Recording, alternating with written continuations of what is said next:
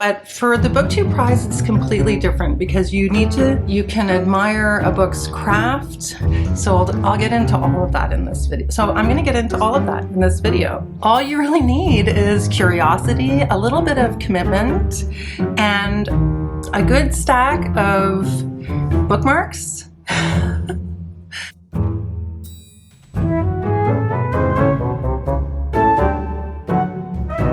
It's me, Jess. Welcome back to my channel. Welcome to another video. I'm so excited to be here today to kind of finally talk about my judging for the Booktube Prize this year. And I think my timing is actually quite good because just last week, Robert Sheard posted a call for judges. I'm going to leave that video linked in the description box below this video. If it's something that after I've spoken about it, it appeals to you, I really encourage you to follow that link, watch the video, and maybe sign up to be a judge for the Booktube Prize in 2026. I've had such a good experience judging for the Booktube Prize. One of the things that I love the most about reading and being a part of the Booktube community is discovering new books that I wouldn't otherwise know about.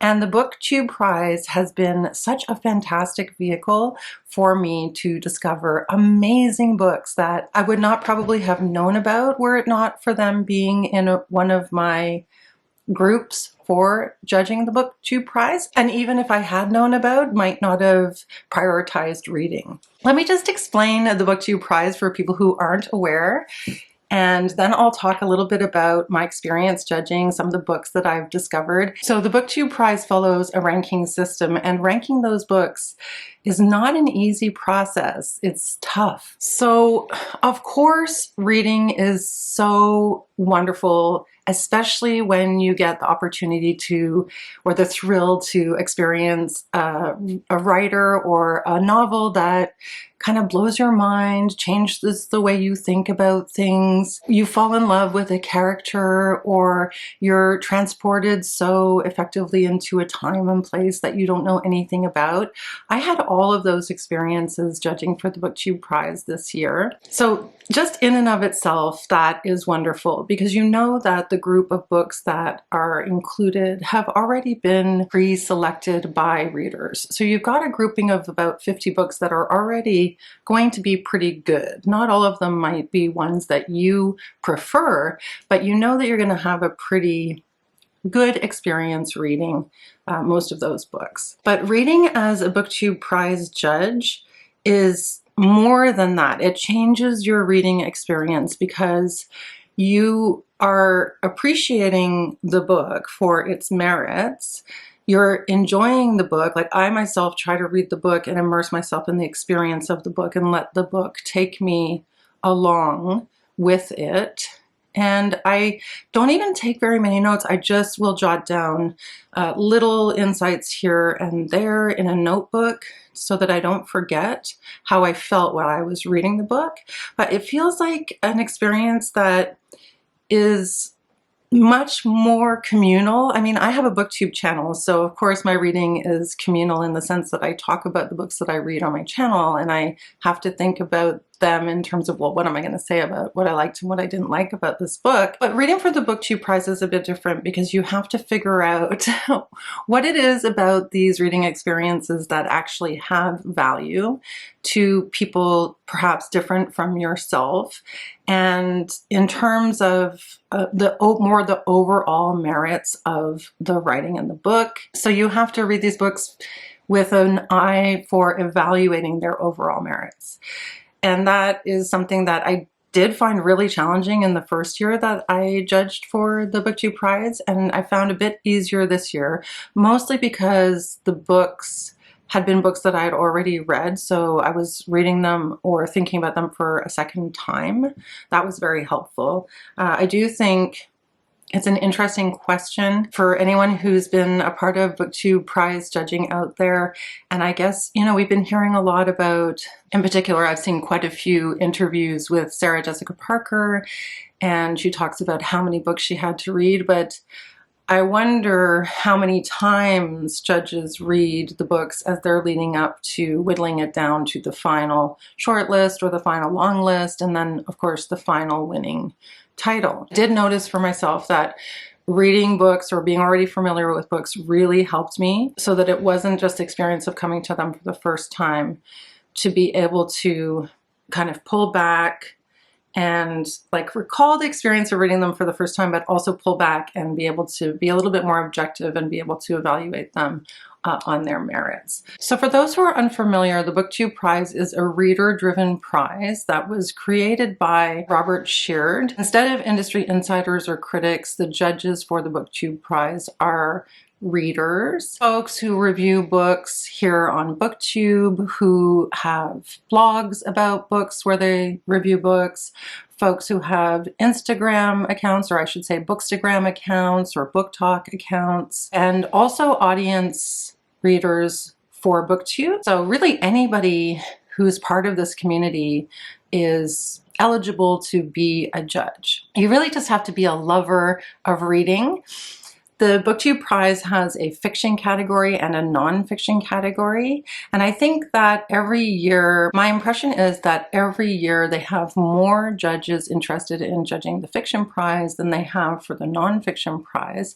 So maybe keep that in mind. Myself, I always volunteer for the fiction prize. It aims to choose the best contemporary fiction and nonfiction book. So usually it's published within the last year.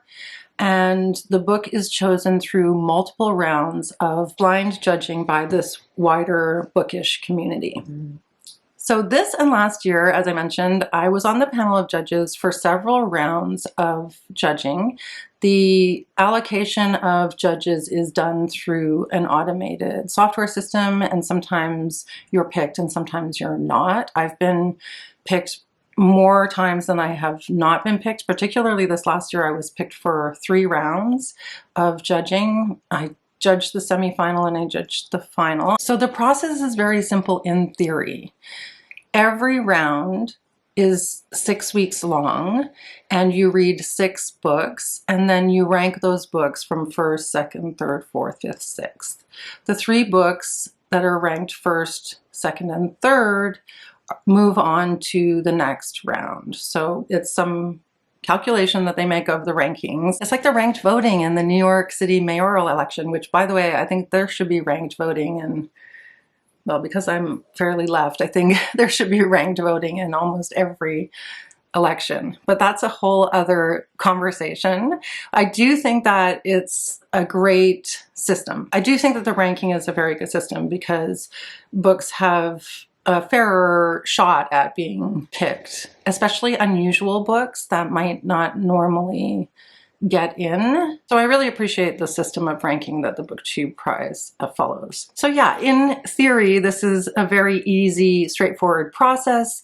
Of course, in practice, it's not as easy as it sounds. You find yourself trying to compare sometimes completely incomparable books. They're just so different from one another and have merits on their own that are difficult to equate. So for example, you could have like a very tightly constructed domestic thriller, and then you could be trying to compare that next to like a sprawling work of magical realism. In the same mix, you might have a devastating look at a meditation of a character on their experience of some kind of oppression or something political. It's very tough to figure out what the reasons are for your rankings. And I definitely felt that, especially as you get closer and closer to the finals, because the books get better and better and better, and it gets harder and harder to sort out in your mind. Like once you have books that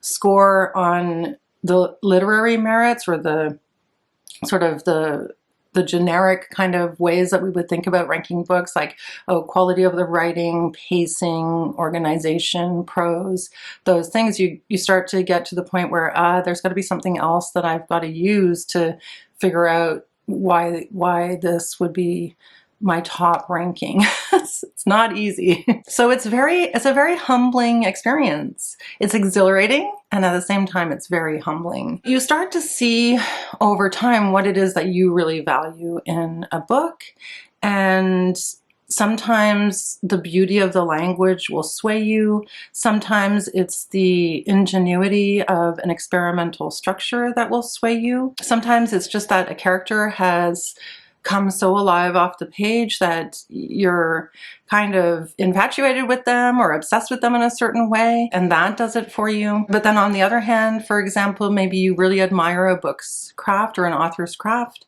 but you don't quite connect to the book or the writing. It's deeply personal, and you're trying to take something that's very deeply personal and give it objective boundaries, if that makes sense. Not an easy task, and not always an easy task to hold yourself accountable for and discuss your reasons for. I've watched so many Booktube videos of people ranking books in the same groupings as me and just being like, I don't agree with that. You know, it's wonderful for stimulating the community and the conversation. Yeah, it's definitely an interesting process. Which leads me to the thing about it that's most rewarding, and that is that, of course, it's the community around the discussion that comes from the experience of judging and explaining your rankings and seeing how other people have ranked the books and having conversations in the comments with other people who participated or people who have simply read along and watched. I just think it's such a fantastic thing to have the Booktube Prize as such an important component of the Booktube community. So even though the scoring is blind, we have all of these discussions, and most people will talk about, at least in part, how they ranked books. Not everybody, but a lot of people will say, well, this is the one that I ranked first, or that was my first choice, especially if they agree with you. And sometimes you'll get that discussion about why they chose something else over the other, and oftentimes it's like splitting hairs. It truly is. So there's a real sense of that shared interest around the prize, just like there is around the other prizes, like the Women's Prize and the Booker Prize. It's just that for the Booktube Prize, we get to participate in the actual process of ranking and evaluating those books. So I'm always curious, like, how did other people respond to these books? What patterns kind of emerge? Which books get moved all the way through the rankings to the top? Which unusual books? It's always really fun to look at the more unusual books that make it into the quarterfinals, for example. And it's a practice that I was thinking I would like to do this year, perhaps in the new year, is to go back and read some of those books that were in the other groupings in the quarterfinal rankings that I was not able to read, because it's really in those rounds that the more obscure but very good books find a spot. And it's super fascinating to watch a group of people kind of collectively determine what are the best contemporary fiction and contemporary nonfiction books, and to see how that actually happens in a group of people who essentially are reading and evaluating them independently, and then seeing how many of us sort of think similarly and think differently. It's a really cool, it'd be a cool social experiment, like a social study to look at. It really reminds me why these literary prizes matter so much. It's not so much about the book that wins or the books that make it to the final round, but it's really another way, just another way to encourage wider and deeper reading of contemporary literature. And as most of you know, I'm all for that. That's really exciting to me. That makes me really happy. And it's also the way we as readers collectively decide which stories we think should be remembered, that should be recognized, that really stood out to us, that we want other people to read, that we want to share our excitement about. If you think that this would appeal to you as a reader, I can't recommend it enough. There's plenty of time to read all of the books for the Booktube Prize. You get 6 weeks as a judge to be able to read the books. For me, even when I'm working and I work full time, I'm still able to get my reading of the Booktube Prize books done in that time frame. Something that's a little bit trickier for me at times has been being able to find the books in my library, but I know that Robert Sheard works hard to make sure that the books are accessible to people. A lot of the books are not newly out that year. Forgive me for forgetting the time frame, but this year, for example, James won the Booktube Prize, and it had been out for over a year at that point. What I'm trying to say is it's very accessible to participate as a judge. All you really need is curiosity, a little bit of commitment, and a good stack of bookmarks. So that's my pitch for you to participate potentially as a Booktube Prize judge this year. I know I've already put my name in as soon as I got the email. I will leave all of the information linked in the description box below. And I'm just going to talk about 2 books that I discovered in the process of judging the Booktube Prize. So 2 books that I discovered as a judge for the Booktube Prize that I'm so happy I found. The first one is Loved and Missed by Susie Boyt. I talk about this extensively in my explanation for my rankings for the Booktube Prize from last year. I'm going to leave the video linked down below. This is a heartbreaking story about the mother of a woman who is an addict, who herself has a child, and it's about how the mother raises the child. It's a really sad story. It's super, super sad, but it's fantastic, and I never would have come across it if it hadn't been in one of my groups for the Booktube Prize in 2024. The other book I'm going to point out is one that I haven't had a chance to review on my channel, but it will be reviewed in an upcoming recent reads video.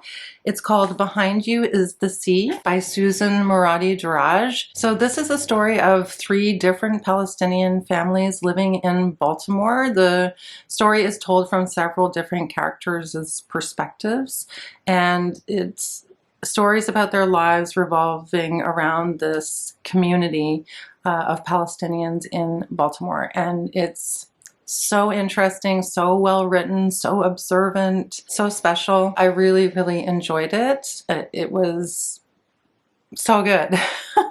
And I will go into more detail about it when I review it. What I really loved most about it is how the families that we follow are trying to stay connected to their homeland, and also just how completely normally these families and the things they're experiencing are represented on the page.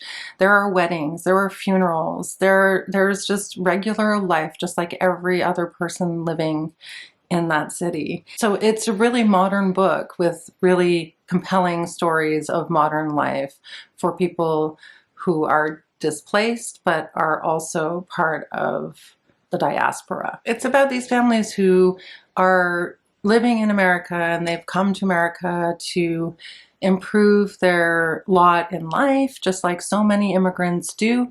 And, you know, they're also trying to keep their traditions alive, keep their roots to Palestine. And it's just a very compelling look at the immigrant experience, but also very specifically at kind of a modern take on the lives of particularly Palestinian families in Baltimore. It's very, very, very good. I will speak more about it in an upcoming video. So those are just 2 books that I discovered through my experience as a judge, and yeah, I wanted to share them with you today. And I wanted to make this video to talk about what it's like to be a judge and just share it with you, hopefully to inspire you to sign up. I really hope you do. I will see you pretty shortly in my video where I rank my finalist books. See you soon. Bye for now.